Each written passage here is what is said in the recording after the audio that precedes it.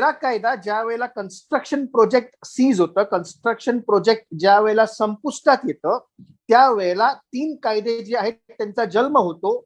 Maharashtra cooperative society act अस्तित्वात येतं building संदर्भात, प्रोजेक्ट संदर्भात.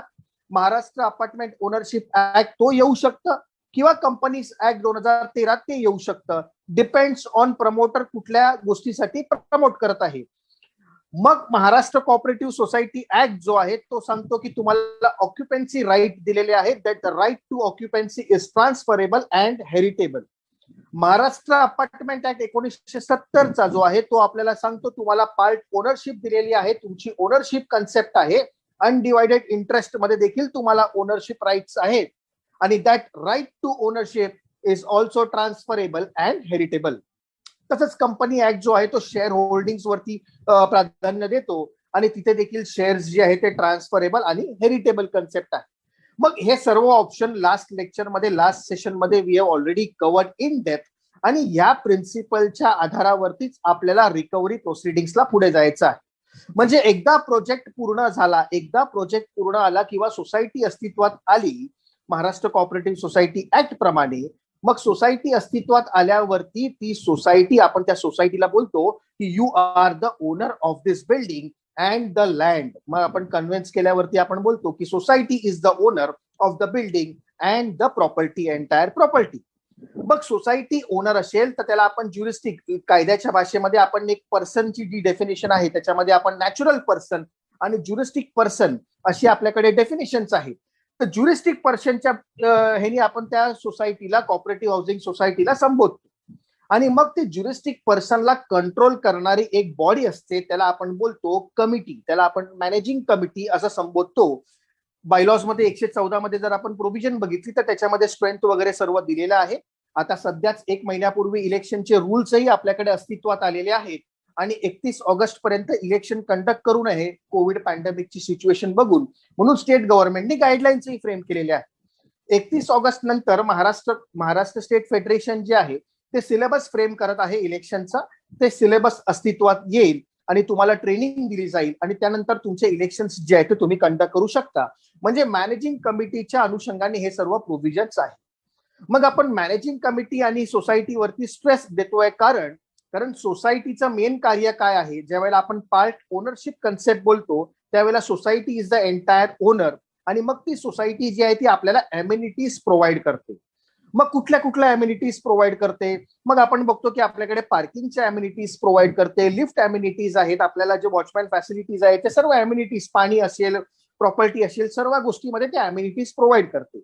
आणि त्या अम्युनिटीजची मॅनेजमेंट करण्याचं जे काम आहे, जे कार्य आहे, ते ह्या कमिटीवरती सोपलेलं आहे. मग हे सर्व प्रोव्हिजन कुठे दिलेले आहेत, तर आपण आपल्या मनाचं बोलायचं की कमिटीवरती कार्य सोपलेलं आहे. मग त्यासाठी आपल्याला section 73 of Maharashtra cooperative society act पाहावा लागेल, आणि सेक्शन 73 मध्ये म्हटलेलं आहे की management of cooperative housing society shall vest in the managing committee.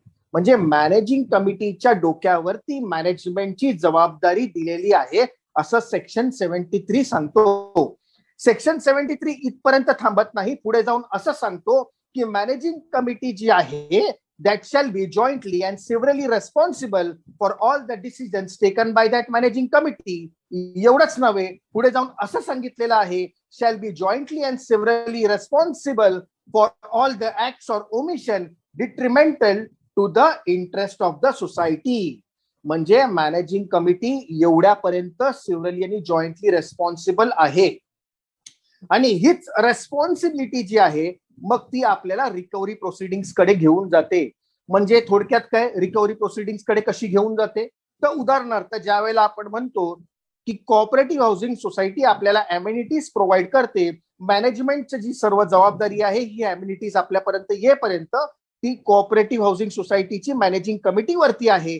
आणि मग मॅनेजिंग कमिटी ज्या वेळेला हे मॅनेजमेंट करते त्यावेळेला ते मॅनेजमेंट करताना काही मेंटेनन्स आपल्याकडनं कलेक्ट करतं, कारण तो जो काय खर्च त्यांना येत आहे त्या मॅनेजमेंट करण्यासाठी तो खर्च सर्व ओनर्सनी मिळून किंवा सर्व मेंबर्सनी मिळून कॉन्ट्रीब्युट करून तो सोसायटीला द्यायचा आहे. सोप्या भाषेमध्ये किंवा आपण एकदम सिंपल उदाहरण जर घेतलं की जर आपल्याला हाऊसिंग सोसायटीमध्ये दर महिन्याला 100 रुपये आपल्याला खर्च येत आहे या सर्व गोष्टींसाठी, या सर्व एम्युनिटीजसाठी, आणि धरून चला 25 मेंबर आपल्या सोसायटीमध्ये आहे, मग आपण काय करतो की 10 रुपये थोडेसे अजून एक्स्ट्रा करतो, 110 रुपये करतो आणि मग त्याला भागिले 25 मेंबर करतो. त्याप्रमाणे प्रत्येक मेंबर कडनं आपण कॉन्ट्रीब्युशन घेतो. पण समजा काही मेंबर्सनी उद्या आपलं कॉन्ट्रीब्युशन बंद केलं, मेंटेनन्सचं कॉन्ट्रीब्युशन बंद केलं, मग ते 100 रुपये किंवा ते 110 रुपये कॉन्ट्रीब्युट होतील का? तर नाही होणार. आणि मग ते जर नाही झाले तर मॅनेजमेंट ऑफ सोसायटीमध्ये फंक्शनिंग मध्ये प्रॉब्लेम निर्माण होऊ शकतो. आणि तो प्रॉब्लेम निर्माण नको होऊ दे म्हणून ती जबाबदारी जी आहे ती कमिटीवरती आहे सेक्शन 73 प्रमाणे. आणि मग कमिटीला सांगितलेलं आहे की तुम्हाला कायद्याने काही तरतुदी दिलेल्या आहेत, त्या तरतुदीप्रमाणे तुम्ही रिकव्हरी प्रोसिडिंग्स करू शकता. Now we are coming to our topic recovery proceedings. मग आपण म्हणतो की मेंटेनन्स दिलं नाही मग आपल्यावर रिकव्हरी प्रोसिडिंग्स करू शकतो. तर मग आपण 1 महिन्याचं मेंटेनन्स थकवलं तरी देखील रिकव्हरी प्रोसिडिंग्स होईल का? मग ह्याला काहीतरी कुठेतरी बंधन हवं, काहीतरी एक डेफिनेशन हवं की बाबा कोण आहे तो डिफॉल्टर, कोण हा डिफॉल्टर आहे ज्याच्यावरती आपण रिकव्हरी प्रोसिडिंग्स करू शकतो. मग ते जे डेफिनेशन आहे recovery proceedings that is now incorporated under section 154B, जो आता हाऊसिंगचा चॅप्टर आलेला आहे. त्या हाऊसिंगच्या चॅप्टर मध्ये हे डिफॉल्टरचा डेफिनेशन इनकॉर्पोरेट केलेलं आहे. काय डेफिनेशन आहे डिफॉल्टरचं? तर डिफॉल्टर मध्ये म्हटलेलं आहे डिफॉल्टर इज अ मेंबर, इथपर्यंत ठीक आहे. और फ्लॅट ओनर पुढे म्हटलेलं आहे, और ऑक्युपायर, बरोबर. हे 3 संबोधना दिलेले आहे. डिफॉल्टर कोण कोण आहे? अ मेंबर और अ फ्लॅट ओनर और अ ऑक्युपायर who fails to pay the dues of the society within 3 months दिलेला आहे. Within 3 months from the date of service of the bill or service of the notice or due date of the payment, whichever is later. असं एक definition डिफॉल्टरचं त्या section मध्ये दिलेलं आहे 154B मध्ये. मग आपल्याला हे 3 टर्म जे आहेत डिफॉल्टरच्या डेफिनेशन मध्ये इम्पॉर्टंट आहेत. पहिला दिलेला आहे मेंबर. मेंबर तर समजू शकतो, जर मेंबरनी डिफॉल्ट केला तर त्याला आपण डिफॉल्टर बोलू शकतो. पण बऱ्याच वेळेला अगोदर अशी माल प्रॅक्टिसेस चालायचे की डेव्हलपर जो असायचा, प्रमोटर असायचा, तो सांगायचा की मी फक्त अनसोल्ड फ्लॅट आहेत माझ्याकडे हे, आणि तेवढ्यापुरती माझी रेस्पॉन्सिबिलिटी आहे, मी काही मेंटेनन्स भरणार नाही. त्याचं उत्तर जे आहे त्या डिफॉल्टरच्या डेफिनेशन मध्ये आपल्याला मिळतं फ्लॅट ओनर देखील डिफॉल्टर होऊ शकतो. The ownership of that unsold flat vest in the developer. म्हणून यू आर ऑल्सो डिफॉल्टर जर तू मेंटेनन्स भरलं नाहीस तर. तोही देखील याच्यामध्ये समाविष्ट करण्यात आलेला आहे. तिसरा दिलेला आहे ऑक्युपायर. आता हा ऑक्युपायर शब्द का टाकला? बऱ्याच वेळेला रिकव्हरी करताना आपल्याला हे जाणवतं की ट्रू ओनर या प्रॉपर्टीचा जो आहे तो आपल्याला सापडतच नाही. आणि सापडत नसल्यामुळे तिकडे एक व्यक्ती राहत असतो आणि तो जो व्यक्ती आहे तो सांगतो की मी तर काही ओनर नाही आहे. मग तो भलेही भाड्याने असेल किंवा ऑक्युपाय करत असेल, मग त्याच्यावरती देखील आपण मूव्ह करू शकतो. म्हणून ऑक्युपायरची डेफिनेशन जी आहे, ऑक्युपायरचे जे वर्ड आहे तो त्या डेफिनेशन मध्ये इनकॉर्पोरेट केलेला आहे. हा जो शब्द आहे ऑक्युपायरचा तो आला कुठून? तर तो अगोदर जर आपण बघितलं की हे जे रिकव्हरी प्रोसिडिंग्स आहे ते आपण लँड रेव्हेन्यू कोड प्रमाणे आपण त्याच्या रिकव्हरी करू शकतो असं आपल्याला कायद्याने तरतूद दिलेली आहे. Maharashtra land revenue code 1966. आणि जर आपण Maharashtra land revenue code 1966 refer कराल तर तिकडे होल्डर ऑफ लँड अशी डेफिनेशन आहे सेक्शन 2 मध्ये. होल्डर ऑफ द लँड जो आहे तो कोण? की जो पोझेशन मध्ये आहे त्याला आपण होल्डर ऑफ द लँड बोलतो. जो लॉफुल पोझेशन मध्ये आहे त्याला आपण होल्डर ऑफ द लँड बोलतो. उद्या ट्रेसपास केला तर त्याला आपण बोलू शकत नाही की you are the holder of the land. Trespass activities are not allowed, it should be lawful possession. म्हणून होल्डर ऑफ द लँड तिथे दिलेला आहे. आणि महाराष्ट्र लँड रेव्हेन्यू कोड जर आपण 7/12चा उतारा आपले सगळ्यांचे कडून पाहिले तर तिथे भोगवाटादार हा कन्सेप्ट आहे, ऑक्युपन्सी ऑक्युपायर हा कन्सेप्ट आहे, state is the owner of the land असा लँड रेव्हेन्यू कोड आपल्याला संबोधतो. म्हणून तो जो कन्सेप्ट आहे तोच आपण इकडे आणलेला आहे. आणि म्हणून मेंबर, फ्लॅट ओनर आणि तिसरा शब्द दिलेला आहे ऑक्युपायर. डिफॉल्टरचं डेफिनेशन आपल्याला क्लिअर झालं. Within 3 months from the date of service of the bill, बरोबर, किंवा सर्व्हिस ऑफ द नोटीस किंवा due date of the payment whichever is later. हा होतो डिफॉल्टर. मग आपण म्हणू की 3 महिन्याचं पेमेंट दिलेलं नाही आहे आणि मग आपण वाटच बघत असतो की कोण 3 महिन्याचं पेमेंट देत नाही. यांनी दिलं नाही की आपल्याला लेक्चर आपण तर अटेंड केलेला आहे रिकव्हरी प्रोसिडिंग. मग उद्याच जाऊया आणि दावा दाखल करूया, चालेल का? तर सोसायटी ज्या वेळेला आपण कॉपरेटिव्ह हाऊसिंग सोसायटी बद्दल बोलतो आपल्याला हाही विचार लॉ तर नसावाच, तर आपण लेक्चरमध्ये शिकणारच आहोत, पण इगोही नसावा. मग इगो नसावा म्हणून आपण काय करतो, तर आपल्याला कायद्याने बऱ्याचशा कायद्याने मीडिएशन तरतूद दिलेली आहे. फेडरेशन आज मीडिएशनच्या भूमिकेमध्येच बसलेलं आहे आणि मीडिएशनची भूमिका देखील आपल्यावरही ती आहे रेस्पॉन्सिबिलिटी. मग आपण 3 महिने जर दिलं नाही तर लगेच रिकव्हरी प्रोसिडिंग्स दावा दाखल करण्यापेक्षा काही मीडिएशन प्रोसिडिंग्स ज्या आहेत त्या कराव्यात. कारण दाव्यामध्ये जो वेळ खर्च करणार आहे, पैसे खर्च होणार आहेत, ते आपल्या सोसायटीचेच होणार आहेत. जर प्रेमाने जर 2 शब्द बोलून जर प्रकरण मिटत असेल तर ते मिटवण्याचे प्रयत्न आपण आपल्या लेवलला केले पाहिजेत. आणि म्हणून ते प्रयत्न करून जर डिफॉल्टर परत पेमेंट करत नसेल मग शेवटचे पर्याय जो आहे तो आपल्याकडे रिकव्हरी प्रोसिडिंगचा उरतो. मग आता आपण मगाशी डेफिनेशन मध्ये बघितल्यावरती तिथे आपण बघितलं डिफॉल्टर म्हणजे मेंबर, फ्लॅट ओनर किंवा ऑक्युपायर who has failed to pay the dues of the society. शब्द आहे ड्यूज ऑफ द सोसायटी. मग हे ड्यूज कुठले कुठले घेऊ शकतो आपण? समजा कुठलेही ड्यूज घेतले तर चालतील का? तर त्यासाठी देखील कायद्याने तरतूद केलेली आहे. डिफॉल्टरच्या डेफिनेशनच्या नंतर खाली बरोबर ड्यूजचं डेफिनेशन दिलेलं आहे आणि ड्यूजचं डेफिनेशन सांगतं आपल्याला की amount which is payable by the member, जे सोसायटी क्लेम करतं, but that should be according to the act, rules आणि bylaws. That dues should be according to the act, rules and bylaws. मग कुठे सांगितलेलं आहे का की ड्यूज कुठले घ्यायचे? तर आपल्याला थोडं आपल्या बायलॉजचं पुस्तक चाळून पाहायला पाहिजे. आणि मग त्यामध्ये ज्या वेळेला आपण चालतो आणि बायलॉ नंबर 65 पर्यंत पोहोचलो होतो, बायलॉ नंबर 65 मध्ये आपण पाहिलं होतं कुठले कुठले ड्यूज जे आहेत ते सोसायटी आपल्याला लेव्ही करू शकतं. मग कुठले कुठले ड्यूज आपल्याला लेव्ही करू शकतं? तर पार्किंग चार्जेस आहेत, प्रॉपर्टी टॅक्स आहे, वॉटर बिल्स आहेत, कॉमन इलेक्ट्रिसिटी चार्जेस आहेत, सर्व्हिस चार्जेस आहेत, इन्शुरन्स आहेत, नॉन ऑक्युपन्सी चार्जेस आहेत. असे सगळ्या प्रकारचे चार्जेस बायलॉ नंबर 65 मध्ये दिलेले आहेत. त्याप्रमाणे आपण ते लेव्ही करू शकतो. अजून काही लेव्ही करू शकतो का? तर येस, अजून आपण लिहू करू शकतो. जर डिफॉल्ट करत असेल तर आपल्याला इंटरेस्ट चे प्रोव्हिजन्स ऍप्लिकेबल आहेत. बायलॉ नंबर 71 मध्ये इंटरेस्टची प्रोव्हिजन दिलेली आहे 21% सिंपल इंटरेस्ट और lower than that as decided by the general body. जर जनरल बॉडी मीटिंग मध्ये आपण जे डिसाईड करू त्याप्रमाणे आपण इंटरेस्ट घ्यायचे आपल्याला सोसायटीला अधिकार आहे.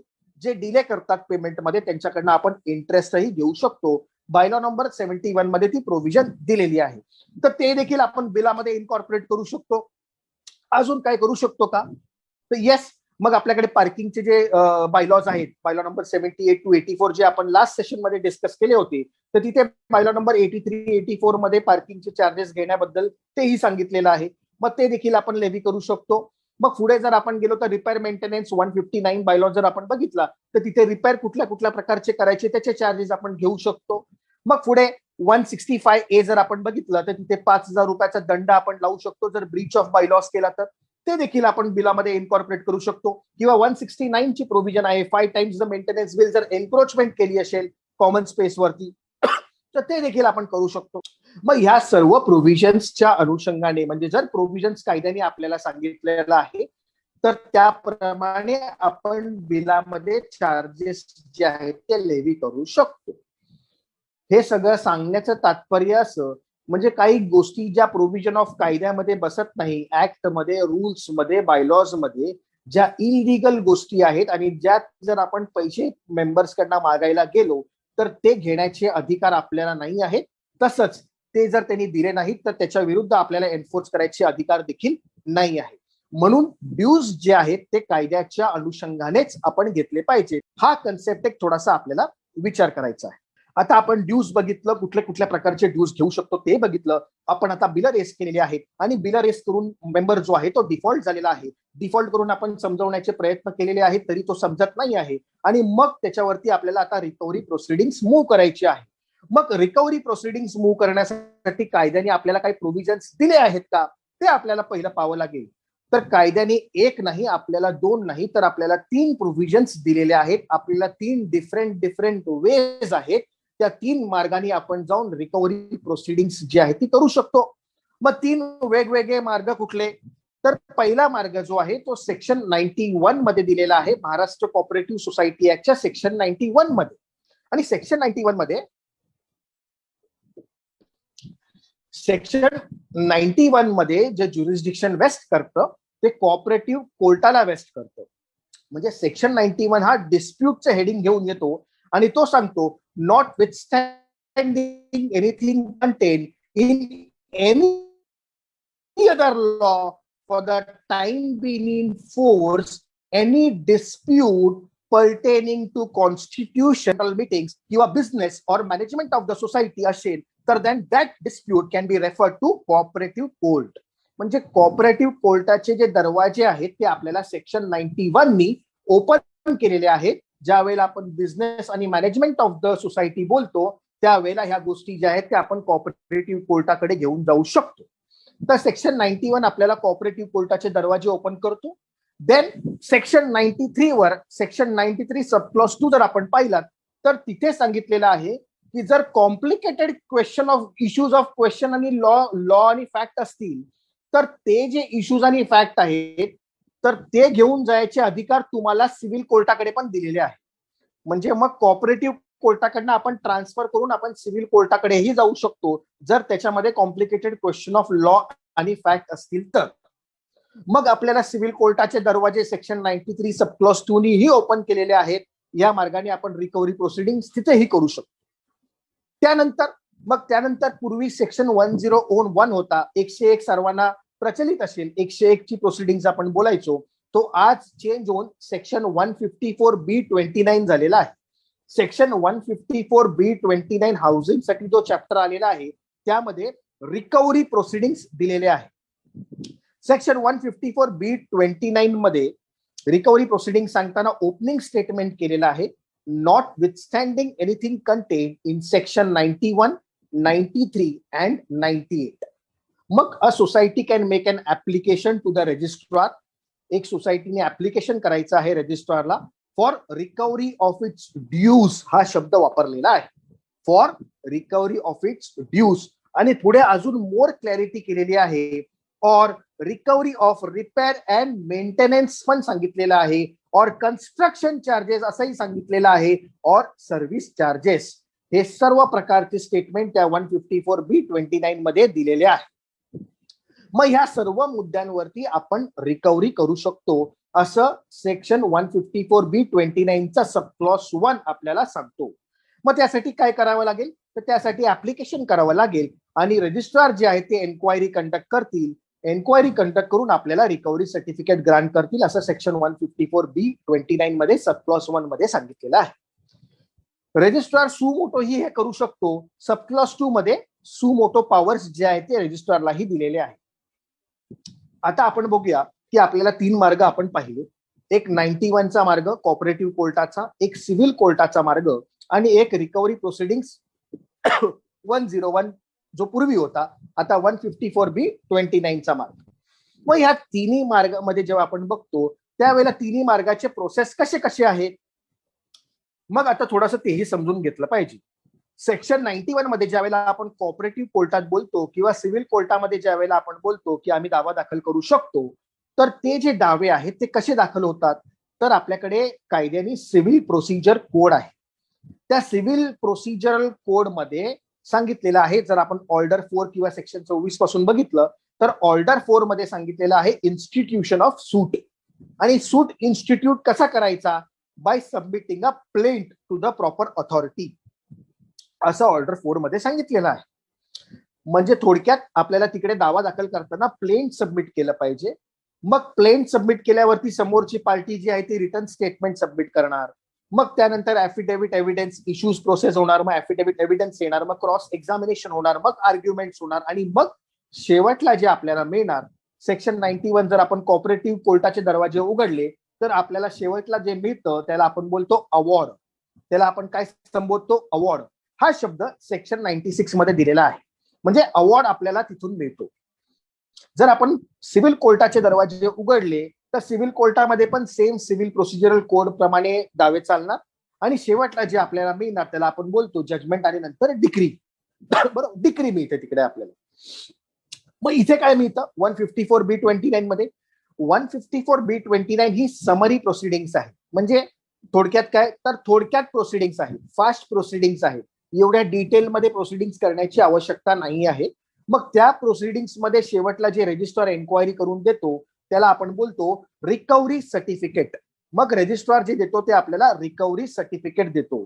मग 91 खाली आपल्याला अवॉर्ड मिळतो, सिव्हिल कोर्टामध्ये आपल्याला डिक्री मिळते आणि इथं 154B29 मध्ये म्हणजे रजिस्टर आपल्याला रिकव्हरी सर्टिफिकेट प्रदान करतो. या तिन्ही मध्ये आपल्याला हे सांगितलं जातं की तुम्ही जे ड्यूज तिथे लावलेले होते त्याप्रमाणे आम्ही त्याच्या एन्क्वायरी केलेली आहे, समोरच्याचं म्हणणंही आमचं ऐकलेलं आहे, principle of natural justice follow करून आम्ही हे रिकव्हरी सर्टिफिकेट तुम्हाला ग्रांट करत आहे. म्हणजे तुम्ही हे जे ड्यूज आहेत ते रिकव्हरी तुम्ही त्याच्याकडनं करू शकता. मग आपल्याकडे हे अवॉर्ड झाला, हा आपल्याकडे डिक्री झाली आणि आपल्याकडे हे रिकव्हरी सर्टिफिकेट मिळालं. मग हे मिळाल्यावरती सर्व काम थांबतं का इथं? तर इथे सर्व काम थांबत नाही. कारण हे कसं आहे, ह्या लिटिगेशन ट्री आहे. म्हणजे थोडक्यात हे दोन्ही पार्टीसनी येऊन एक झाड लावलेलं आहे ज्याला आपण लिटिगेशन ट्री बोलतो. आणि या झाडाला शेवटला जी फळं आलेली आहेत त्या फळाला आपण बोलतो अवॉर्ड किंवा डिक्री किंवा इथे आपण रिकव्हरी सर्टिफिकेट. पण ते फळ तोडून खाली आणल्याशिवाय ते आपल्याला खाता येणार नाही आणि मग ते फळ आपल्याला तोडावं लागेल. म्हणून हे रिकव्हरी सर्टिफिकेट असो किंवा हा अवॉर्ड असो किंवा ते डिक्री असो त्याला आपण एक्झिक्यूट करावी लागेल. कायद्याच्या भाषेमध्ये त्याला आपण बोलतो execution of decree. Civil procedure code मध्ये ऑर्डर 21 मध्ये एक्झिक्युशन ऑफ डिक्री हा एंटायर चॅप्टर सांगितलेला आहे की डिक्री एक्झिक्यूट कशी करावी. सेम वे ज्या वेळेला आपण रिकव्हरी सर्टिफिकेट आपल्याकडे येतं रजिस्ट्रार कडनं, मग ते रिकव्हरी सर्टिफिकेट जर आपल्याला एक्झिक्यूट करायचं आहे तर त्याचे प्रोव्हिजन सेक्शन 156 मध्ये दिलेले आहे. सेक्शन 156 मध्ये रजिस्ट्रारनी एम्पॉवर केलेला एक सबऑर्डिनेट ऑफिसर जो असतो तो हे रिकव्हरी सर्टिफिकेट जे आहे ते एक्झिक्यूट करतो. हे आपल्याला section 156 sub clause 1 sub clause E मध्ये दिलेलं आहे. He recovers it by attachment and sale of the property. Attachment करायची आणि सेल करायची. म्हणजे थोडक्यात now we are proceeding to its flat किंवा मुवेबल अँड इनमुवेबल प्रॉपर्टीज जर आपण कायद्याच्या भाषेमध्ये बोललो तर याप्रमाणे रिकव्हरी आपण करू शकतो. मग सेक्शन 156 सब क्लॉज 1 ई प्रमाणे रिकव्हरी ऑफिसर जो आहे त्याचे अस्तित्व इथे निर्माण होतं आणि ते अस्तित्व फेडरेशनला एम्पॉवर केलेलं आहे. सेक्शन 154B28 जर आपण बघितलं तर त्यामध्ये powers and duties of housing federation दिलेलं आहे. त्या हाऊसिंग फेडरेशनच्या अखत्यारीमध्ये हे रिकव्हरी ऑफिसर जे आहेत एम्पॉवर होऊन काम करतात. आणि मग 156 प्रमाणे जर आपण बघितलं तर ह्याची प्रोसिजरल जी आहे, जी प्रोसिजर रिकव्हरी ऑफिसरनी करायची आहे ती प्रोसिजर जी आहे ती रूल 107 मध्ये दिलेली आहे.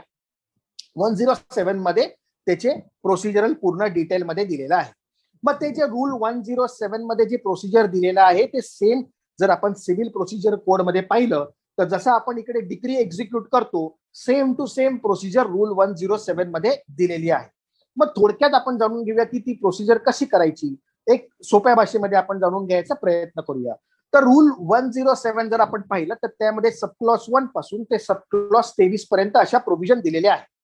त्यापैकी सब क्लॉज 3 जो आहे तो आपल्याला सांगतो की पहिली डिमांड नोटीस पाठवावी लागेल. म्हणजे मग रिकव्हरी ऑफिसर ज्या वेळेला आला जागेवरती येतो आणि ज्या वेळेला सोसायटी त्यांना अप्लाय करते, फेडरेशनला सांगते की बाबा आम्हाला आता रिकव्हरी सर्टिफिकेट मिळालेलं आहे रजिस्ट्रार कडनं किंवा आम्हाला अवॉर्ड मिळालेला आहे, आम्हाला डिक्री मिळालेली आहे आणि मग ती आता एन्फोर्स करायची वेळ आलेली आहे आणि रजिस्ट्रारनी तसं सर्टिफिकेट दिलेलं आहे, कोर्टानेही सर्टिफिकेट दिलेलं आहे की तुम्ही एक्झिक्यूट करा. तर मग आम्हाला रिकव्हरी ऑफिसर थ्रू हे आम्हाला तुम्ही रिकव्हरी जी आहे आमची जे ड्यूज रिकव्हर व्हायचे आहेत ते आम्हाला तुम्ही एक्झिक्यूट करून द्या. ते ऍप्लिकेशन आल्यावरती फेडरेशन रिकव्हरी ऑफिसर जो आहे त्याच्याकडे हे सर्व पेपर वर्क सबमिट करतं आणि मग रिकव्हरी ऑफिसर सर्वप्रथम सेक्शन रूल 107 जो आहे त्याप्रमाणे सब क्लॉज 3 मध्ये डिमांड नोटीस पाठवायची ती जी प्रोव्हिजन दिलेली आहे ती प्रोव्हिजन पहिली ती एक्झिक्यूट करतो. म्हणजे एक डिमांड नोटीस पाठवतो डिफॉल्टरला आणि डिफॉल्टरला डिमांड नोटीस पाठवून सांगतो की 15 दिवसाचा तुझ्याकडे वेळ आहे, हे रिकव्हरी सर्टिफिकेट आलेलं आहे, याप्रमाणे तुम्हाला ड्यूज जे आहे ते भरायचे आहेत, त्याप्रमाणे तुम्हाला इंटरेस्टही भरायचा आहे आणि रजिस्ट्रारने काही कॉस्ट दिलेली आहे सोसायटीला प्रोव्हाइड केलेली आहे, ती कॉस्टही तुम्हाला भरायची आहे. आणि हे सर्व गोष्टी जर तुम्ही 15 दिवसाच्या आत भरल्यात तर ही रिकव्हरी प्रोसिडिंग्स जी आहे ती इथेच संपुष्टात येईल, सोसायटीला पूर्णपणे रिकव्हरी होऊन जाईल. अशी एक तिला डिमांड नोटीस पाठवतो रजिस्ट्रार पोस्ट थ्रू. आपल्याकडे रजिस्ट्रार पोस्ट थ्रू आपण ती नोटीस इथे पाठवून देतो. आणि जर त्यांनी ती 15 दिवसाच्या आतमध्ये पैसे नाही भरले तर मग आता पुढे नेक्स्ट स्टेप काय, तर नेक्स्ट स्टेप आहे जे सेक्शन 156 मध्ये सांगितलेलं आहे, now you have to proceed to attachment of the property. आता त्याची प्रॉपर्टी जी आहे ती तुम्हाला अटॅच करायची आहे. मग अटॅच करताना सर्वप्रथम रूल 107 जो आहे तो आपल्याला हे सांगतो की पहिलं तुम्ही मुवेबल प्रॉपर्टीवरती प्रोसीड करा, नंतर तुम्ही इममुवेबल प्रॉपर्टीवरती प्रोसीड करा. म्हणजे थोडक्यात काय, जर तुमचे ड्यूज त्याच्याकडे असणाऱ्या मुवेबल प्रॉपर्टीज मधनं रिकव्हर होणारे असतील तर पहिले त्याची जंगम प्रॉपर्टी मुवेबल प्रॉपर्टी ती आहे ती जप्त करा, अटॅच करा, कस्टडीमध्ये घ्या आणि तिचं ऑप्शन करून ती सेल आउट करा आणि मग तुमचे पैसे जे आहेत ते रिकव्हर करा. जर ते तुमचं होऊ शकलं नाही तर आणि तरच तुम्ही इममुवेबल प्रॉपर्टीवरती प्रोसीड करा. मग इममुवेबल प्रॉपर्टी कुठली, तर फ्लॅट, जो त्या फ्लॅटमध्ये राहतो, आपल्या हाऊसिंग सोसायटीमध्ये आपण फ्लॅट संबोधतो, त्या फ्लॅट वरती मग तुम्ही प्रोसीड करू शकता. तर सर्वप्रथम डिमांड नोटीस पाठवली, त्यानंतरही त्यांनी पैसे भरले नाहीत, मग आपण पुन्हा एकदा नोटीस पाठवतो, म्हणजे त्याला आपण जप्तीपूर्वीची नोटीस बोलतो, बिफोर अटॅचमेंटची आपण एक नोटीस पाठवतो. त्यामध्ये आपण त्याला म्हणतो की 7 डेज मध्ये जर तू पैसे भरले नाहीस तर तुझ्या फ्लॅटवरती किंवा तुझ्या मुवेबल प्रॉपर्टीवरती आपण जप्ती करण्यात येत आहे. आणि मग तरी देखील त्यांनी पैसे भरले नाही, देन आपण एक अपेंडिक्स फॉर्मॅट आहे, त्याला जप्तीची नोटीस आपण बोलतो किंवा अटॅचमेंटची नोटीस जी आहे ती आपल्याला त्याला द्यायची आहे. पण ती आपल्याला ह्या वेळेला रजिस्टर्ड पोस्टाने नाही तर आपल्याला स्वतः जाऊन सर्व्हिस करायची आहे. म्हणजे रिकव्हरी ऑफिसर स्वतः जाऊन तिकडे बाय हँड ती सर्व्हिस करतो डिफॉल्टर वरती. जर डिफॉल्टर तिकडे नसेल तर सिव्हिल प्रोसिजरल कोड मध्ये काही प्रोव्हिजन सांगितलेले आहे. काय सांगितलेलं आहे की मग समन्स जो आहे तो आपण जसा सर्व करतो अडल्ट मेंबर ऑफ द फॅमिलीवरती, तसं इकडे सांगितलेलं आहे adult male member of the family. म्हणजे समजा तो तिथे उपलब्ध नसेल तर अडल्ट मेल मेंबर जो असेल त्यावरती ती सर्व्हिस जी आहे ती ग्राह्य धरली जाते. जर फिमेल मेंबर वरती केली तर ती प्रोसिडिंग्स जो आहे ती इलिगल करण्याचे, नल अँड वॉइड करायचे अधिकार डिफॉल्टर कडे आहे. त्यामुळे सांभाळून प्रोव्हिजन आपल्याला एक्झिक्यूट करावे लागतात. Adult male member of the family असा शब्द वापरलेला आहे. मग ती जाऊन ती नोटीस जी आहे ती सर्व करायची, बाय हँड सर्व करायची. जर तिथे कोणी नसेल तर आपण कॉन्स्पिशियस प्लेस म्हणजे आपण त्या भिंतीवरती ती नोटीस जी आहे ती चिटकवतो आणि मग ती जी नोटीस आहे आपण पेपरमध्ये, न्यूजपेपरमध्ये देखील पब्लिश करतो. म्हणजे तिथे आपण लोकांना, पब्लिक ऍट लार्जला आपण इन्फॉर्म केलं आहे आणि त्यालाही इन्फॉर्म केलं आहे असं त्या नोटीसद्वारे आपण संबोधतो. आणि तरी देखील पैसे आले नाहीत, मग आपण जाऊन ती जप्ती करतो. जप्ती करताना आपल्या बरोबर तिथे आपण जप्ती केल्यानंतर आपल्याला पंच लागतील म्हणून आपण पंचनामा केला पुढे करतो, म्हणून आपण पंचांना घेऊन तिकडे आतमध्ये एंट्री करतो. जर एंट्री करताना आपल्याला पोलीस फोर्सचा वापर करावा लागला तर पोलीस फोर्सचीही मदत आपण तिकडे घेऊन आपण एंट्री करतो. जर आतमध्ये काही वुमेन वगैरे असतील तर आपल्याला जनरली लेडीज पोलीस ऑफिसर आपण आपल्या बरोबर ठेवतो आणि आपण एंट्री करतो. बाहेरचा टाळा फोडण्याची जबाबदारी आपल्याकडे आहे किंवा आपल्याला रिस्पॉन्सिबिलिटी दिलेली आहे, पण आतली जी टाळी आहे ती आपण तोडू शकत नाही. आतली टाळी आपल्याला पोलिसांची मदत घेऊन आतमध्ये मगच कॉल आउट करावा लागतो. ह्या सर्व डिटेल प्रोसिजर जी आहे ती रूल 107 मध्ये दिलेली आहे. आणि मग हे सर्व झाल्यावरती पहिलं मुवेबल प्रॉपर्टी, जर आपल्याला वाटलं की मुवेबल प्रॉपर्टी सफिशियंट नाही आहे then we go for that flat immovable property. आणि तो फ्लॅट अटॅचमेंट ज्या वेळेला आपण करतो, आपण नोटीस ज्या वेळेला ती भिंतीवरती चिटकवतो त्याला आपण बोलतो सिम्बॉलिक पजेशन. म्हणजे पजेशन जे आहे ते आता आमच्याकडे आलेलं आहे, जप्ती जी आहे ती आता आमच्याकडे आलेली आहे, तुझी प्रॉपर्टी जी आहे ती आमच्या कस्टडीमध्ये आलेली आहे आणि ती प्रॉपर्टी आता आम्ही सेल आउट करणार या दिवशी, या वेळी आणि ह्या जागेवरती आम्ही तिचं ऑक्शन करणार, असं आपण तिथे संबोधून ठेवतो. आणि मग हे झाल्यावरती आपल्याकडे नेक्स्ट स्टेप आहे की तो जर फ्लॅट आपण इममुवेबल प्रॉपर्टी जर अटॅच केलेला असेल, सिम्बॉलिक पजेशन घेतलेलं असेल, तर मग ते पजेशन घेतल्यानंतर आपल्याला त्याची अपसेट प्राइस ज्याला आपण बोलतो ती फिक्स करायची असते. ती अपसेट प्राइस फिक्स करायचे अधिकार कोणाला आहेत, तर ते अपसेट प्राइस फिक्स करायचे अधिकार रजिस्ट्रार कडे आहे. त्यामुळे पुन्हा आपल्याला रजिस्ट्रार कडे जावं लागतं आणि तिकडे आपल्याला अपसेट प्राइसची हिअरिंग लावून ते फिक्स करावं लागतं. रजिस्ट्रार अपसेट प्राइस कसा फिक्स करतो, ती अपसेट प्राइस फिक्स करण्यासाठी रजिस्ट्रार जे आहेत ते 2 रिपोर्ट मागवतो. एक जे आहे ते सब रजिस्ट्रार ऑफ एश्युरन्स कडनं रेडी रेकनरची जी किंमत आहे ती मागवली जाते, आणि दुसरा जो आहे तो गव्हर्नमेंट व्हॅल्युअर, रेकॉग्नाइज व्हॅल्युअर जो आहे, जे आर्किटेक्ट व्हॅल्युअर असतात त्यांच्याकडनं ती फ्लॅट जो आहे तो इन्स्पेक्शन करून त्याप्रमाणे तिकडे चाललेली किंमत जी आहे त्यांचा रिपोर्टही मागवला जातो. आणि या दोन्ही रिपोर्टच्या आधारावरती रजिस्ट्रार जे आहे ते अपसेट प्राइस फ्लॅटची फिक्स करतात. अपसेट प्राइस म्हणजे काय, की या फ्लॅट या किमतीच्या खाली हा फ्लॅट विकता कामा नये, एक बेंचमार्क आपल्याला दिलेला आहे. आणि त्याप्रमाणे नंतर जी अपसेट प्राइस फिक्स झाल्यावरती पुन्हा आपण पब्लिक नोटीस काढतो आणि आपण नोटीस त्यालाही सर्व करतो. न्यूजपेपरमध्ये आपण नोटीस देतो की हा अपसेट प्राइस फिक्स झालेली आहे, आणि त्याप्रमाणे आपण बिडर्सना इन्व्हाइट करतो की तुम्ही ऑप्शन मध्ये पार्टिसिपेट करा. आणि मग विदिन 30 डेजच्या नंतर आपण ती ऑप्शन प्रोसिडिंग्स जी आहे ती राबवतो. त्या ऑप्शन प्रोसिडिंग्सच्या अगोदर आपण ते बिडर्स जे इंटरेस्टेड बिडर्स असतील त्यांच्याकडनं 15% अमाऊंट, जनरली आपण 15% अमाऊंट पर्यंत घेऊ शकतो ऍडव्हान्स म्हणून, त्याला आपण ईएमडी बोलतो. तो ईएमडी आपण त्यांच्याकडनं घेतो. ऑप्शन प्रोसिडिंग्स राबवली जाते. ऑप्शन प्रोसिडिंग्स मध्ये बिड होतं, आणि बिडिंग करून जो फायनल बिडर असेल त्या बिडरला आपण तो फ्लॅट जो आहे तो आपल्याला द्यायचा आहे. मग तो कसा द्यायचा आहे, एकदा फायनल बिड झाल्यावरती परत आपल्याला रजिस्ट्रारकडे जावं लागतं. रजिस्ट्रार सेल सर्टिफिकेट बनवतो की अशी अशी ऑप्शन प्रोसिडिंग्स झाली होती, आणि ह्या ऑप्शन प्रोसिडिंग्स मध्ये या व्यक्तीने जो आहे ते मॅक्सिमम बिड केलेला आहे, अपसेट प्राइसच्या पुढे त्यांनी एवढं बिड केलेलं आहे. आणि मग ही जी रक्कम आहे ती रक्कम आपण फिक्स केलेली आहे फ्लॅट संदर्भात, आणि त्याप्रमाणे आम्ही हे सेल सर्टिफिकेट बनवत आहे. मग रजिस्ट्रारनी सेल सर्टिफिकेट दिलं की रिकव्हरी ऑफिसर आणि तो व्यक्ती ज्याला तो फ्लॅट दिलेला आहे तो व्यक्ती सब रजिस्ट्रार ऑफ एश्युरन्स रजिस्ट्रारकडे जातात, आणि तिकडे जाऊन ते सेल सर्टिफिकेट जे आहे ते रजिस्टर्ड केलं जातं. मग रजिस्टर्ड डॉक्युमेंट झाल्यावरती तो फ्लॅट त्याच्यावरती आपल्याला ताबा त्याला मिळून जातो, म्हणजे ओनरशिप राईट्स जे आहे ते त्याच्यावरती डिव्हॉल्व होतात. बरं, ते जे पैसे येतात, समजा आपल्याकडे आपली रिकव्हरी आपली आहे 30 लाखाची आणि आपल्याकडे आलेले आहेत 50 लाख रुपये, मग त्या वरच्या 20 लाख रुपयाचं आपण काय करायचं, तर त्या वरच्या 20 लाख जे आहेत ते आपल्याला त्या डिफॉल्टरला परत करावे लागतात. म्हणजे जे रिकव्हरी सर्टिफिकेटमध्ये जी अमाऊंट सांगितलेली आहे ती अमाऊंट रिकव्हर करून आपल्याला सोसायटीला हँड ओव्हर करायची आहे, म्हणजे रिकव्हरी ऑफिसरला हँड ओव्हर करायची आहे. रिकव्हरी ऑफिसरनी सोसायटीला हँड ओव्हर करायची आहे, आणि रिकव्हरी ऑफिसरकडे जी उरलेली रक्कम आहे ती रक्कम जी आहे ती डिफॉल्टरला परत करायची आहे, की तुझा फ्लॅट आम्ही एवढ्याला विकला होता, त्यापैकी आम्ही तुझे ड्यूज जे आहेत ते रिकव्हर केलेले आहेत, उरलेले ड्यूज जे आहेत ते हे तुला आम्ही परत करत आहे. So this is the normal procedure which is given under rule 107 प्रमाणे रिकव्हरी प्रोसिडिंग चालू राहते. आता आपल्याला हे पाहायचं आहे की रिकव्हरी ऑफिसर एवढ्या प्रेशरमध्ये जिकडे काम करत असतो तर त्याला काही प्रोटेक्शन आहे का, तर रिकव्हरी ऑफिसरला प्रोटेक्शन आहे. ज्यावेळेला आपण सेक्शन 161 महाराष्ट्र कोऑपरेटिव्ह सोसायटी ऍक्टचा पाहतो तर 161 मध्ये दिलेला आहे की रिकव्हरी ऑफिसर जो आहे तो पब्लिक सर्वंट आहे, आणि पब्लिक सर्वंटची डेफिनेशन इंडियन पिनल कोड मध्ये सेक्शन 21 मध्ये पण दिलेली आहे.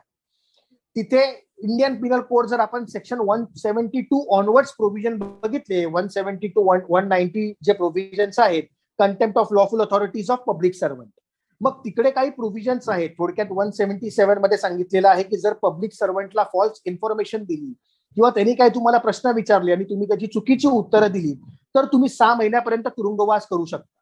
सेक्शन 177 179 आयपीसीचा लागू पडतो. जर ऑप्शन चालू असताना डिफॉल्टरनी तिकडे येऊन काही तमाशा वगैरे घालण्याचा प्रयत्न केला तर सेक्शन 184 जो आहे आयपीसीचा तो लागू पडतो, 1 महिन्याचा तुरुंगवास होऊ शकतो. हे सर्व प्रोव्हिजन्स पब्लिक सर्वंटला प्रोटेक्ट करण्यासाठी आहे, त्याची लॉफुल ड्युटी करण्यापासून. आणि मग 185 मध्ये बघितलेलं आहे की जर समजा कोणी इलिगली ती प्रॉपर्टी मध्येच परचेस केली, ऑप्शन व्हायच्या अगोदर जर इलिगली ती प्रॉपर्टी परचेस केली किंवा इलिगली बिड मध्ये पार्टिसिपेट केलं तर 185 सेक्शन 185 मध्ये त्याही प्रोव्हिजन दिलेले आहेत, 1 महिन्याचा तुरुंगवास तिथेही होऊ शकतो. 187 मध्ये दिलेलं आहे की जे आपण पंचनामा करतो, जनरली एक रिकव्हरी ऑफिसरला आपण विचारलं की मॅक्सिमम तुला अडचणी कुठे येतात, तर तो सांगतो की पंचनामा जेव्हा करायला आम्ही जातो तेव्हा पंच सह्या देत नाही किंवा पंच सहभागी व्हायसाठी नाकारतात. मग त्यासाठी सेक्शन 187 ची प्रोव्हिजन पण दिलेली आहे की पब्लिक सर्वंटला असिस्ट करण्यासाठी जर तुम्ही ओमिशन करत असाल तर त्यासाठी तुम्हाला परत 1 महिन्याचा तुरुंगवासही लागू शकतो. हे 187 मध्ये दिलेलं आहे आयपीसीच्या. या सर्व प्रोव्हिजनचं प्रोटेक्शन जे आहे ते पब्लिक सर्वंटला तिकडं मिळतं. एक जनरली मॅक्सिमम क्वेरी जी आतापर्यंत आपल्याकडे आलेली आहे त्या क्वेरीमध्ये असं विचारलेलं आहे की जर समजा डिफॉल्टर जो आहे त्या मेंबरचं मयत झालं किंवा त्याची डेथ झाली, तर डेथ झाल्यावरती मग आपण काय करायचं? समजा रिकव्हरी प्रोसिडिंग म्हणजे रिकव्हरी सर्टिफिकेट किंवा 91, 93, 101, 154B, 29 या प्रोसिडिंग चालू असताना जर डेथ झाली तर आपण लिगल रिप्रेझेंटेटिव्हला तिकडे घेतो आणि त्याच्या अगेन्स्ट परत आपण मूव्ह करतो. पण एकदा आपल्याकडे रिकव्हरी सर्टिफिकेट आलेलं आहे, इथे आपल्याला अवॉर्ड आलेला आहे, डिग्री आलेली आहे, आता आपण एक्झिक्युशनच्या वेळेला त्याची जर डेथ झालेली असेल तर देखील कायद्यामध्ये रूल 107 जर सबक्लॉज 23 आपण पाहिलं तर त्यामध्ये प्रोव्हिजन दिलेले आहेत, आपण लिगल रिप्रेझेंटेटिव्ह वरतीही प्रोसीड करू शकतो. आपला हिंदू कायदा जो होता, हिंदू लॉ जो होता, त्या हिंदू लॉ मध्ये जे होतं पायस ऑब्लिगेशन आपण जे एक टर्म युज करत होतो, म्हणजे थोडक्यात काय की जर फादर एक्सपायर झाला तर एक्सपायर झाल्यावरती तिकडे स्वर्गामध्ये दरवाजे असतात, ते दरवाजे ओपन होत नाही जोपर्यंत त्याचा डेट जे आहे पृथ्वीवरचं ते रिकवर होत नाही तोपर्यंत, किंवा त्यांनी पे केलं नसेल तोपर्यंत. असं आपल्याला हिंदू कायद्यामध्ये आपल्याकडे एक लॉ होता. तर हिंदू लॉ आपल्याला असं सांगत होता की ते जे दरवाजा आहे तो केव्हा ओपन होतो, तर त्याचा इथे जो मुलगा आहे त्या मुलाने ज्या वेळेला ते डेट रिपे केलं त्यावेळेला त्याचे दरवाजे ओपन होतात. 10व्या दिवशी रिलिजियस राईट्स करतात, दशक्रिया वगैरे आपण ज्याला बोलतो, त्यामध्ये आपण ते पिंडदान वगैरे बघितलेलं आहे. आणि म्हणून हिंदू लॉ मध्ये पहिले मुलांचे फक्त राईट्स होते, कारण दशक्रिया करण्याचे राईट्स फक्त मुलांना होते. पण 2005च्या अमेंडमेंट जी आली सेक्शन 6 मध्ये हिंदू सक्सेशन लॉ मध्ये, त्या अमेंडमेंटनी ही पायस ऑब्लिगेशनची प्रोव्हिजन जी आहे ती काढून टाकण्यात आली. मग तिथे तुम्ही सनवरती आता ते प्रोसीड वगैरे करू शकत नाही. तिथे दिलेलं आहे आपल्याला की लिगल रिप्रेझेंटेटिव्ह म्हणजे थोडक्यात काय, ती प्रॉपर्टी जो रिप्रेझेंट करतो आता सध्या त्याच्यावरती आपण मूव्ह करू शकतो. He need not be a legal heir, तिथे लिगल एअर शब्द वापरलेला नाही आहे, लिगल रिप्रेझेंटेटिव्ह हा शब्द वापरलेला आहे. मग तो रिप्रेझेंटेशन जी करतो, प्रॉपर्टी रिप्रेझेंट करतो, त्याच्यावरती आपण मूव्ह करू शकतो. कितपर्यंत मूव्ह करू शकतो? समजा 50 लाखाचा फ्लॅट आहे आणि 70 लाखाचं कर्ज आहे, तर 70 लाखाचं कर्ज त्या रिप्रेझेंटेटिव्हने द्यायचं का? अजिबात नाही. जेवढा फ्लॅट त्याला मिळालेला आहे तेवढ्या पुरती त्याची रेस्पॉन्सिबिलिटी आहे. मग त्या फ्लॅटची किंमत जेवढी असेल तेवढी त्याची लायबिलिटी बनते आणि तेवढं त्याला रिकवर आपण त्याच्याकडनं करून घेऊ शकतो. हे आपल्याला कायद्याने प्रोव्हिजन्स दिलेले आहे. तर अशा तऱ्हेने आपण पूर्ण रिकव्हरी प्रोसिडिंग्सचा अभ्यास इथे एक सारांश स्वरूपामध्ये केलेला आहे. रिकव्हरी प्रोसिडिंग्स हाऊसिंग सोसायटीमध्ये आपण कशी करू शकतो ह्या सर्व गोष्टींचा हे करून, आणि आपल्याला सेक्शन 73 महाराष्ट्र कोऑपरेटिव्ह सोसायटी ऍक्टला रिलेट करून आपल्या मॅनेजिंग कमिटीवरती ही जबाबदारी आहे की सोसायटीचे जे ड्यूज आहेत ते रिकवर वेळेच्या वेळेला झाले पाहिजेत, आणि त्यासाठी एवढ्या सर्व प्रोव्हिजन्स कायद्याने आपल्याला करून ठेवलेल्या आहेत. जे क्वेश्चन्स आहेत ते आपण सर्व ईमेलद्वारे सर्वांकडे घेतो. लास्ट टाइमला पण आपण ईमेल शेअर केला होता, आपण आता ईमेल चॅटबॉक्स मध्ये शेअर करून घेऊया. आणि आता मी म्हात्रे सरांना रिक्वेस्ट करतो की सर तुम्ही कन्क्लूड करा, त्यानंतर आपले प्रिन्सिपल जज साहेब आव्हाड साहेब आहेत ते थोडंसं बोलतील, मग आपण कन्क्लूड करू. तुमची जी कपॅसिटी आहे 100 ती संपूर्ण फुल झालेली आहे. फेसबुकचं मी काय बघितलेलं नाहीये किती आहे ते, त्याच्यामुळे तुम्ही चांगलं जे आज पार्टिसिपंट्स आज फार चांगले आहेत, त्याच्यामुळे सर्वप्रथम तुम्हाला धन्यवाद देतो. त्याचप्रमाणे परब साहेबांना खास धन्यवाद, कारण अगदी त्यांच्या सोप्या मराठीत अगदी शांतपणे चांगल्या भाषेमध्ये त्यांनी सगळ्यांना रिकव्हरी प्रोसिडिंग हे समजावून सांगितली. म्हणजे डिफॉल्टरची डेफिनेशन्स काय आहे, रिकव्हरी ऑफिसरचं काम काय आहे, एक्झिक्युशन कसं, फार चांगल्या प्रकारे त्यांनी समजावून सांगितलं. प्रियंका म्हात्रे मॅडम आज आहेत आपल्याकडे की त्या टेक्निकल साईड आमच्या सगळं सांभाळत आहेत. आजचं सगळं म्हणजे फेसबुक लाईव्ह पण चालू आहे, झूम पण आहे, फ्लायर वगैरे सगळं ते त्यांनीच फार मेहनत घेतलेली आहे तशी. त्यांना पण मी धन्यवाद देतो. त्यांचं मी म्हणजे त्यांनी जी आम्हाला म्हणजे मदत केली त्याबद्दल मी त्यांचा फार फार आभारी आहे. आज माननीय न्यायाधीश विक्रम आव्हाड साहेब आहेत, त्यांची पण इथे उपस्थिती त्यांनी जी दिली आपल्या ह्या प्रोग्रामला, ते नेहमीच आपल्याला मार्गदर्शन करत असतात. त्यांचं पण मी फार फार आभारी आहे. वेळात वेळ काढून ते आज आपल्या ह्या संपूर्ण लेक्चर त्यांनी ऐकलेलं आहे वेळात वेळ, त्यांचं पण मी आभारी आहे. विक्रम आव्हाड साहेबांना मी विनंती करतो की त्यांनी त्यांचं मनोगत व्यक्त करावं. मी प्रथमतः ऍडव्होकेट श्रीप्रसाद परब यांचे मी खरोखर कौतुक करतो, कारण recovery proceedings Maharashtra cooperative housing society अंतर्गत रिकव्हरी प्रोसिडिंग्स करणे किंवा त्याबद्दल अतिशय सुंदर आणि सोप्या भाषेत करणे हे खरोखर फार स्किलफुल लेक्चर आपण डिलिव्हर केलं आज. आणि आज आपण सर्व आस्पेक्ट जे आहेत ते सर्व आपण कव्हर केले. फक्त मी अजून एक त्याच्यामध्ये ऍड करू इच्छितो की आपण पब्लिक सर्वंट बद्दल जे सांगितलं की पब्लिक सर्वंटचे काय अधिकार किंवा जे काय प्रोटेक्शन कायद्याने दिले त्यामध्ये भारतीय दंडविधान इंडियन पिनल कोडचा 353 आणि 332 333 हे दोन अतिशय महत्वाचे सेक्शन जे आहेत जे त्याच्या सरकारी कामकाज करताना प्रोटेक्ट करतं हे देखील या ठिकाणी सांगणं मला थोडंसं योग्य वाटलं. म्हणून मी आपल्याला थोडस या ठिकाणी त्याबद्दल सांगू इच्छितो. आणि अतिशय किचकट विषय जो आहे ऑर्डर 21 जी आपण सीपीसीची जी आहे एक्झिक्युशन प्रोसिडिंग म्हणजे त्या डिग्रीचं जे फळ आहे फ्रूट आहे ते त्या डिग्री होल्डरला मिळणं हे कायद्यातलं सगळ्यात महत्वाची अचिव्हमेंट आहे. आणि हे आपण अतिशय साध्या आणि सोप्या आणि सर्वात महत्वाचं म्हणजे मराठी भाषेत आपण सर्वांना अवगत करून दिलं त्याबद्दल मी आपले खरोखर आभार मानतो. आणि असंच जनजागृती असं ज्ञान आपल्याकडनं जनसामान्यांपर्यंत पोहोचावं अशी मी अपेक्षा करतो. मला आयोजकांनी बोलण्याची संधी दिली त्याबद्दल मी आयोजकांचे आभार मानतो आणि या ठिकाणी थांबतो. धन्यवाद. Thank you sir. Thank you very much.